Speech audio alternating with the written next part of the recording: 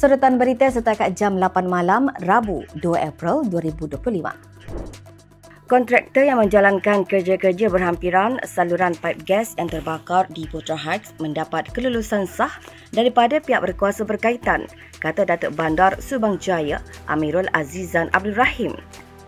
Beliau juga berkata pembangunan itu bukan berada dalam rizab laluan Petronas dan syarikat minyak dan gas itu juga membenarkan menggunakan rizab itu bagi laluan Indah Water Consortium.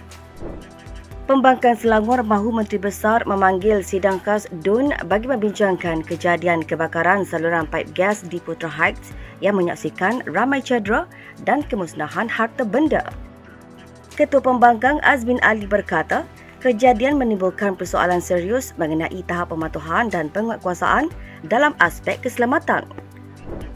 Penduduk Putra Heights yang terjejas akibat letupan saluran paip gas semalam menyifatkan bantuan keuangan sebanyak RM5,000 bagi setiap rumah yang rosak akibat kebakaran sebagai tidak mencukupi. Penduduk yang ditemui FMT berkata, jumlah kerugian yang dialami mereka masih belum dapat dianggarkan, namun berpendapat bantuan tersebut jauh lebih rendah. Kementerian Pendidikan menyalurkan bantuan khas RM1,000 kepada murid dan warga pendidik terjejas dalam kebakaran saluran paip gas di Putra Heights semalam. Menteri Pendidikan Fadlina Siddiq berkata, bantuan itu akan disalurkan dalam masa terdekat untuk meringankan beban mangsa, khasnya yang kehilangan kelengkapan persekolahan termasuk buku teks.